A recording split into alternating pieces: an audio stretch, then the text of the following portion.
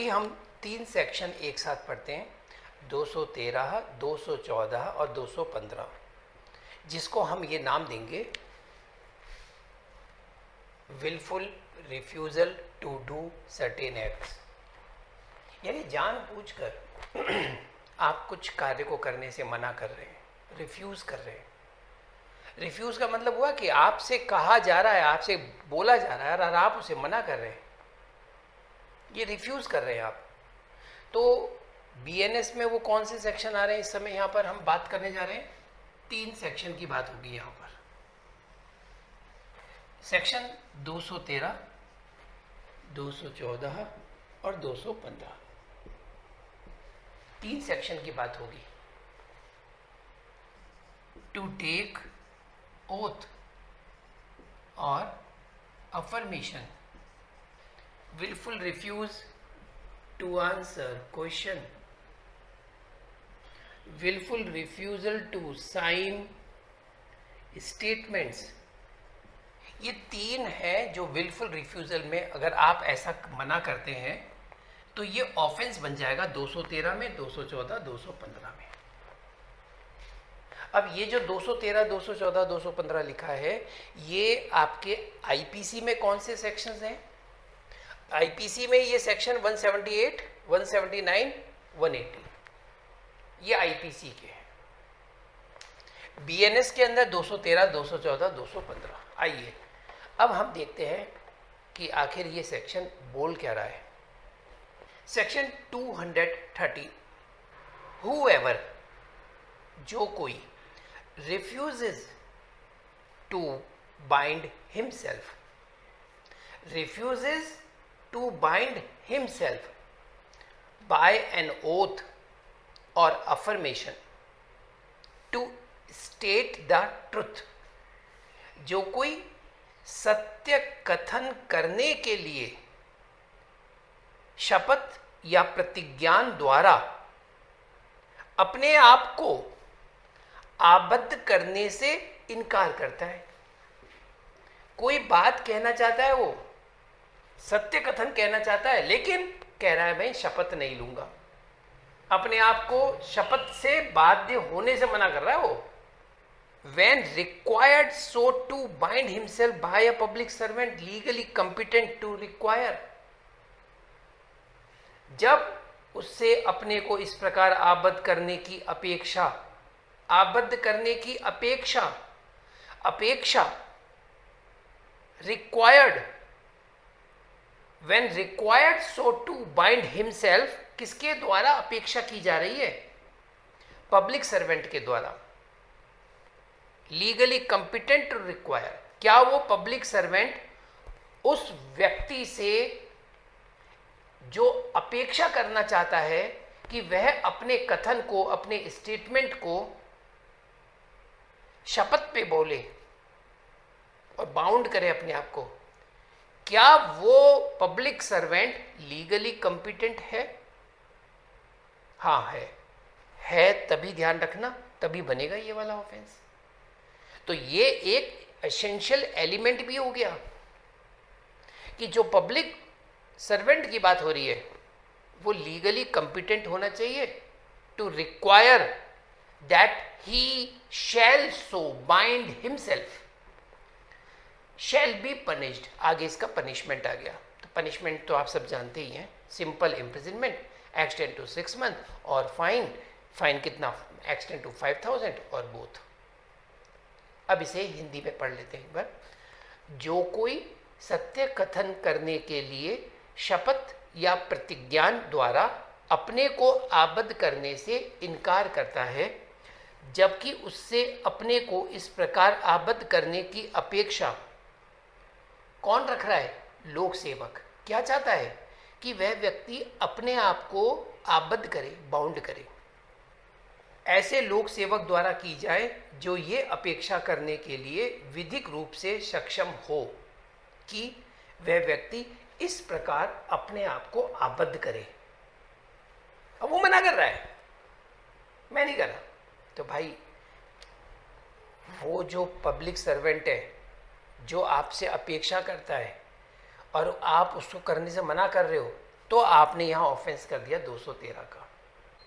देखो 214 भी आपको कुछ ऐसा लगेगा, आपके दिमाग में इस समय यही चीज़ आ रही होगी कि वो पब्लिक सर्वेंट कुछ क्वेश्चंस पूछ रहा है और वो जवाब देने से मना कर रहा है, वो कहानी 214 में जाओगे। हम बात उसकी नहीं कर रहे हैं, हम 213 की बात कर रहे हैं। आपने पहले तो अपने बयान दे दिए थे, अब जब वो बयान आपको यहाँ पे शपथ पे देने के लिए बुला रहे हैं तो आप शपथ लेने से मना कर रहे हो। क्यों मना कर रहे हो भाई? नहीं मैं स्टेटमेंट दे दूंगा लेकिन मैं ओथ नहीं लूँगा। मैं ओथ ले लूँगा लेकिन सब स्टेटमेंट नहीं दूंगा। ये क्या तरीका है? क्या तुम्हारा घर है कि पब्लिक सर्वेंट यहाँ पे लीगली कॉम्पिटेंट है और आपको बाउंड कर रहा है वो कि भैया बोलो। यहाँ आपके दिमाग में ये बात आ रही होगी कि ओथ और अफर्मेशन में डिफरेंस क्या है। देखिए ओथ शपथ या प्रतिज्ञान, अब देखा जाए तो इसमें कोई डिफरेंस नहीं नजर आ रहा। ओथ तो यहां यह बताया जाता है कि ओथ जो होती है वो आस्थावान होती है, यानी ईश्वर की रिलीजियस बोल सकते हैं आप, इसे बोल सकते हैं एक तरह का रिलीजियस कमिटमेंट। जैसे मैं गीता पर हाथ रख करके कसम खाता हूं जो कहूंगा सच के सिवा कुछ नहीं कहूंगा, दैट इज ओथ। लेकिन प्रैक्टिकली अभी हम लोग देखें कोर्ट के अंदर तो वहाँ कोई इस तरह की गीता कुरान बाइबल लेकर के नहीं पहुँचता। बस हाँ वहाँ पे टाइपिस्ट बोल देता है कि हाँ जो कहूँगा सच कहूँगा सच कुछ नहीं कहूँगा, बोलो हाँ जो कहूँगा सच कहूँगा सच कुछ नहीं कहूँगा बस। अब आप कॉन्स्टिट्यूशन को देखें, कॉन्स्टिट्यूशन में शेड्यूल 3 को निकाल करके जब आप देखेंगे तो वहाँ पर भी आपको मिलेंगे ये जो एमएलए हैं एमपी हैं ये लोग भी तो शपथ लेते हैं। तो अगर ईश्वर को मान करके आप लेते हैं तो वो शपथ हो गई। और प्रतिज्ञान क्या हो गया कि मैं प्रतिज्ञा करता हूं, सनिष्ठा कर पूर्वक करता हूं। यानी ऐसे भी तो लोग होंगे ना कि जो ईश्वर को नहीं मानते होंगे। हमारा संविधान क्या उन लोगों के लिए है क्या जो ईश्वर को मानता है? केवल उन्हीं के लिए संविधान है क्या? संविधान कभी भी इस प्रकार का कोई डिफ्रेंशिएट नहीं करता है लोगों में कि भाई तुम भगवान को मानने वाले हो तो मैं तुम्हारे लिए हूं, तुम भगवान को नहीं मानते हो तो मैं संविधान तुम्हारे लिए कुछ नहीं हो। नहीं, ऐसा नहीं है। संविधान दोनों तरह के लोगों के लिए एक ही है। अगर आप आस्थावान है तो भी आपके लिए और नहीं मानते तो भी है, वो जबरदस्ती नहीं है। अब आप एक बार कॉन्स्टिट्यूशन का शेड्यूल 3 निकालो। अब कॉन्स्टिट्यूशन का 3rd शेड्यूल निकाला आपने, वहां लिखा हुआ है शपथ या प्रतिज्ञान के प्रारूप, फॉर्म ऑफ ओथ और अफर्मेशन। मैं अमुक जो भी नाम है ईश्वर की शपथ लेता हूं कि, अब उसके नीचे क्या लिखा हुआ है, सत्य निष्ठा से प्रतिज्ञान करता हूं कि। तो आप कोई चीज को ईश्वर को मानते हैं, रिलीजियस कमिटमेंट है, तो आपको इस तरह से बोलते हैं I do swear in the name of God. ऐसे जो नहीं मानते वो ये थोड़ी ना कि वो ईश्वर को नहीं मानते तो वो शपथ ही नहीं ले पाएंगे, उनके लिए है ना। मैं सत्य निष्ठा से प्रतिज्ञान करता हूं कि, तो ये अफर्मेशन हो गया। तो ये हो गया नॉन रिलीजियस कमिटमेंट। ओथ हो गया रिलीजियस कमिटमेंट। तो ये ओथ और अफर्मेशन की बात आ गई। अब आप यहां सेक्शन 213 के अंदर जो एसेंशियल एलिमेंट्स हैं वो कौन कौन से हुए उसे समझ लीजिए। सबसे पहली चीज तो the accused required by the public servant to bind himself by oath और अफर्मेशन। बिल्कुल ये आपको क्लियर है। दूसरा एसेंशियल एलिमेंट यहां पर निकल के आया कि वो जो पब्लिक सर्वेंट है, the public servant was legally competent to require from the accused। वो चाहता है एक्यूज से, ये अपेक्षा करता है कि वो अपने आप को आबद्ध करे शपथ पर सच बोलने के लिए। तो भाई क्या तुम लीगली कॉम्पिटेंट हो? तो ये दूसरा एसेंशियल एलिमेंट है। और सबसे इंपॉर्टेंट क्या है तीसरा, वो है the accuse refuse to bind himself. Accuse अपने आप को आबद्ध करने से मना कर रहा है, उसने मना कर दिया, तो यहां पर उसने ऑफेंस कर दिया 213 का, जिसका पनिशमेंट है simple imprisonment extend to 6 month और फाइन एक्सटेंड टू 5000 और बोथ। आगे चलते हैं, जो सबसे इंपॉर्टेंट है, ये बहुत इंपॉर्टेंट सेक्शन है, ध्यान रखना। सेक्शन 214 बहुत इंपॉर्टेंट है, मेंस के लिए भी इंपॉर्टेंट है, इंटरव्यू में यहां से क्वेश्चन जरूर आता है। 214 क्या कहता है? Refusing to answer public servant authorised to question whoever being legally bound to state the truth on any subject to any public servant refuses to answer any question demanded on him touching that subject by public servant in the exercise of legal power of such public servant shall be punished simple imprisonment 6 months or fine extend to 5000 और both। Punishment में तो कोई दिक्कत नहीं है, लेकिन ये important क्यों है? जो कोई किसी लोक सेवक से किसी विषय पर सत्य कथन करने के लिए विधिक रूप से आबद्ध होते हुए, अब हम तुमको ये नहीं कह रहे हैं कि तुम अपने आप को बाउंड करें, भैया तुम लीगली ऑलरेडी बाउंड हो। जो कोई किसी लोक सेवक से किसी विषय पर सत्य कथन करने के लिए विधिक रूप से आबद्ध होते हुए ऐसे लोक सेवक की विधिक शक्तियों के प्रयोग में उस लोक सेवक द्वारा उस विषय के बारे में उससे पूछे गए किसी प्रश्न का उत्तर देने से इनकार करता है, you are legally bound to give answers on such subject. You are legally bound, आप बाउंड हैं, आप इस विषय पर आपको उत्तर देना है। और जब पब्लिक सर्वेंट आपसे उसी विषय से संदर्भ में कोई क्वेश्चन पूछता है और आप उत्तर देने से मना करते हो, तो आपने 214 का ऑफेंस कर दिया। अब जैसे ही हम ये वाली बात को सुनते हैं तो हमारे दिमाग में ये आता है कि अरे ऐसे कैसे, हमारी मर्जी, हम जवाब दें या न दें? नहीं, देना पड़ेगा। फिर अचानक आपके दिमाग में कौन आता है? कॉन्स्टिट्यूशन आता है। कॉन्स्टिट्यूशन का आर्टिकल याद आ जाता है आप लोगों को, यहां पर आर्टिकल 20 का क्लॉज 3 आ गया, आपको इसकी याद आती है। क्यों आती है? क्योंकि वहां लिखा हुआ है। एक बार आप लोग कॉन्स्टिट्यूशन निकालिए, आर्टिकल 20 का क्लॉज 3 देखिए, और 20 का 3 कहता है no person accused of any offense shall be compelled to be a witness against himself। किसी अपराध के लिए अभियुक्त किसी व्यक्ति को स्वयं अपने विरुद्ध साक्षी होने के लिए बाध्य नहीं किया जाएगा। No person accused of any offence shall be compelled to be a witness. आप उससे ये नहीं कह सकते, कंपेल नहीं कर सकते। ये बात भी सही है, कोई दिक्कत नहीं है। अब यहां आपको और प्रिविलेजेस मिली हुई हैं। आप निकालिए भारतीय साक्ष्य अधिनियम, और भारतीय साक्ष्य अधिनियम के अंदर 127 से 137 तक दे रखी है प्रिविलेजेस। इसको आप ये कह सकते हैं ये एक तरह के एक्सेप्शंस हैं, ये जहां आपको कंपेल नहीं किया जा सकता, शैल नॉट बी कंपेल्ड। और अगर यहाँ पे एविडेंस एक्ट की बात बोलें तो सेक्शन 121 से 132 है। एक बार आप लोग भारतीय साक्ष्य अधिनियम को निकालिए, एक नज़र वहाँ भी डाल लीजिए। 127 कहता है नो जज और magistrate shall be compelled to answer any question.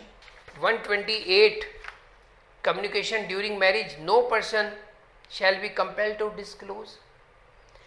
129 no one shall be permitted to give any evidence। 130 official communication में प्रिविलेज मिली हुई है। 131, 132 प्रोफेशनल कम्युनिकेशंस में। इस तरह से 137 को निकाल के देखिए वो क्या कहता है। 137 कहता है, अब 137 ये कह रहा है, इसको ध्यान से देखिए,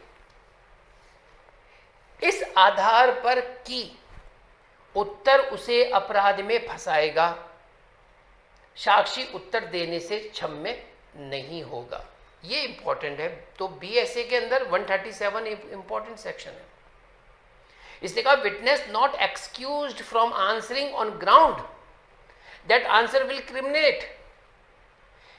तो 137 कह रहा है कि नहीं, विटनेस को इस चीज से नहीं छोड़ा जा सकता कि भाई उसका जवाब उसे क्रिमिनेट में फंसा देगा, क्रिमिनल के अंदर। तो ये कहता है a witness shall not be excused, उसे क्षम्य नहीं किया जाएगा from answering any question as to any matter relevant to the matter in issue in any suit और इन एनी सिविल और क्रिमिनल प्रोसीडिंग। ये इंपॉर्टेंट है, सिविल और क्रिमिनल प्रोसीडिंग दोनों के अंदर चल रहा है। Upon the ground that the answer to such question will criminate, ऐसे प्रश्न का उत्तर देने ऐसे साक्षी को अपराध में फंसाएगा। ऐसे प्रश्न का क्यों नहीं दे रहे हो तुम जवाब? बोले कि अगर मैंने दिया तो मेरे ऊपर मुकदमा चल जाएगा, मैं अपराध में फंस जाऊंगा कहीं।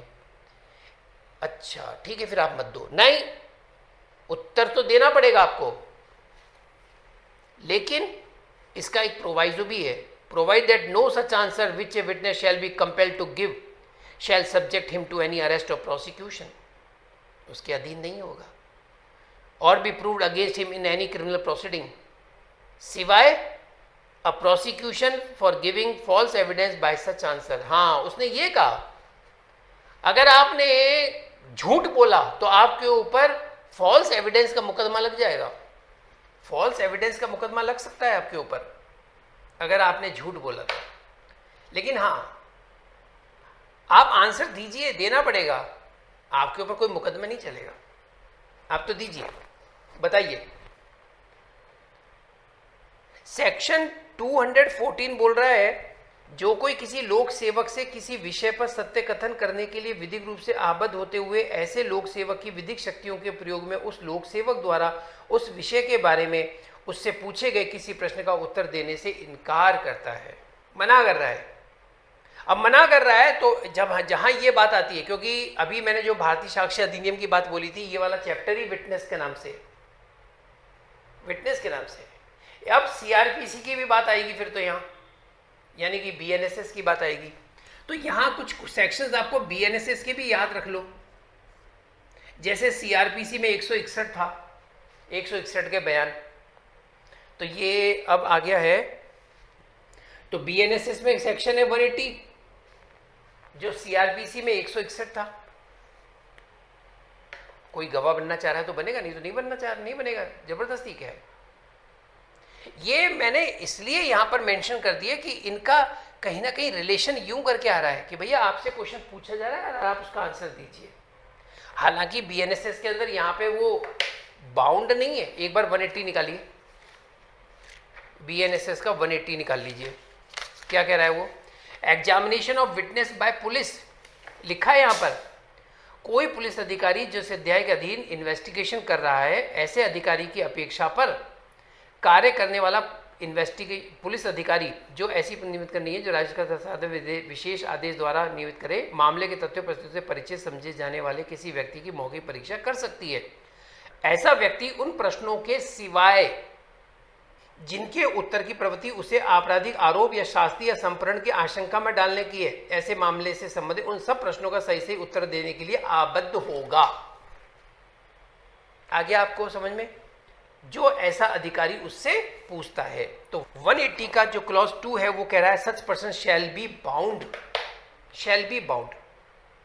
To answer truly all questions relating to such case put to him by such officer. वो पब्लिक सर्वेंट है एंड यू आर बाउंड, जो वो पूछ रहा है आप उसे आंसर दे। Shall be bound to answer other than questions the answer to which would have a tendency to expose him to a criminal charge or to a penalty or forfeiture। वो एक अलग है, otherwise you are bound। और आप अगर नहीं देते हैं तो फिर आपका ऑफेंस हो गया, 214 के अंदर कि पब्लिक सर्वेंट आपसे पूछ रहा है and you are bound, you are legally bound, और आप उसका जवाब नहीं दे रहे हो। 214 क्या बोला? whoever being legally bound to state the truth on any subject, public servant refuse to answer any question demanded on him touching that subject by public servant। तीसरा आता है 215 जो बात करता है सिग्नेचर करने से मना किया। वो कहता है कि कथन पर हस्ताक्षर करने से इनकार किया, तो जबरदस्ती है क्या? अब सीआरपीसी का यहां पर एक कोई सेक्शन आता है, सीआरपीसी का आता है 162 और बीएनएसएस की अगर हम बात करें तो 181। 181 क्या कहता है? वो कहता है कि आपने पुलिस ऑफिसर को जो बयान दिए उस पर आपके सिग्नेचर करने की जरूरत नहीं है, आप मना कर सकते हैं। एक बार बीएनएसएस का 181 निकाल के पढ़िए। Statements to police and use thereof. No statement made by any person to a police officer in the course of investigation under this chapter shall, if reduced to writing, be signed by the person making it। बिल्कुल clear लिखा है, किसी व्यक्ति द्वारा किसी police अधिकारी के इस अध्याय के अधीन इन्वेस्टिगेशन के दौरान किया गया कोई कथन यदि लेखबद्ध किया जाता है तो कथन करने वाले व्यक्ति द्वारा हस्ताक्षरित नहीं किया जाएगा, नहीं किया जाएगा। अब एक बार 215 पढ़ो। Whoever refuses to sign any statement made by him। तब आप क्या सोच रहे हैं? आप सोच रहे हैं यार अगर वो साइन नहीं करेगा तो इसने तो ऑफेंस कर दिया 215 का। नहीं, उसने ऑफेंस नहीं किया क्योंकि बीएनएसएस का 181 तो खुद ही मना कर रहा है। अच्छा यहां पढ़ो, when required to sign that statement by public servant legally competent। अब मान लीजिए पुलिस ऑफिसर ने आपके बयान लिए 161 के, यानी कि बीएनएसएस में 180 के, और वो आपसे कहता है कि साइन करो और आप साइन नहीं करोगे तो आपके ऊपर मुकदमा बना दिया 215 का। क्या ये सही है? आप कहेंगे नहीं। मैं पूछूंगा क्यों? क्योंकि वो पुलिस ऑफिसर आपसे साइन कराने के लिए लीगली कंपिटेंट है ही नहीं। सीआरपीसी बीएनएसएस में ही लिखा हुआ है। क्या लिखा हुआ है बीएनएसएस में? No statement made by any person to a police officer shall, मना कर रखा है। लेकिन 215 कहता है whoever refuse to sign any statement made by him।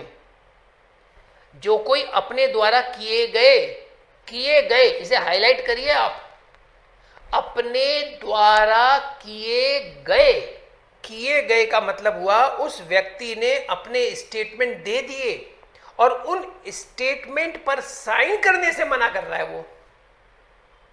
क्यों भाई? तुम्हारी स्टेटमेंट है यार, तुमने ही दिया है, साइन करो उसको। तो बीएनएसएस में 180 में स्टेटमेंट तो भी तो मैंने दिए थे, साइन तो नहीं किए ना। तो क्या बीएनएसएस में ऐसे प्रोविजन है जहां स्टेटमेंट करने वाले को साइन करना कंपलसरी है, मैंडेटरी है? हाँ है। कौन सा सेक्शन है सर? कहां पर मैंडेटरी है? अब मैंडेटरी है उसको देखने के लिए निकालो, बीएनएसएस का निकालिए आप 183, बीएनएसएस का निकालिए 183। सीआरपीसी में बोलते हैं ना जिसको एक सीआरपीसी में 164 के बयान बोलते हैं ना, तो बीएनएसएस में वो आ गया 183 में। क्या लिखा है यहां पर? तो यहां 183 में लिखा है, 183 की का 4 निकालो। Any such confession shall be recorded in the manner provided in section 316। अब एक काम करो, 316 निकालो, बीएनएसएस का 316 का record of examination of accused. अब 316 का 4 निकालो, कह रहा है it shall thereafter be signed by the accuse and by the magistrate. It shall thereafter be signed by the accuse. भैया आपने बयान दे दिए कोर्ट में, अब आप उस पर साइन तो करो। Whenever the accuse is examined by any magistrate, 316 का जो पहला है वो यही कह रहा है जब कभी अभियुक्त की परीक्षा किसी मजिस्ट्रेट के द्वारा की जाएगी, सेशन न्यायालय द्वारा की जाती है, तो उसका चौथा क्या कहता है? तब उस पर अभियुक्त और मजिस्ट्रेट या प्रशासनिक अधिकारी हस्ताक्षर करेंगे, और अभियुक्त अगर हस्ताक्षर करने से मना कर देता है तो 316 के क्लॉज 4 में लिख लीजिए, if accused, if the person, if accused refused to sign their commit offense of under section 215 BNS, और 215 के पास में लिख लीजिए BNSS का 316 का 4। सेक्शन 215 के जो एसेंशियल इंग्रेडिएंट्स हुए वो क्या चीज हुए कि the accused made a statement, जो कोई अपने द्वारा किए गए किसी कथन पर, यानी कि उसने कोई कथन किया है, कर चुका है वो, अब कथन करने के बाद the accused was required to sign such statement by a public servant.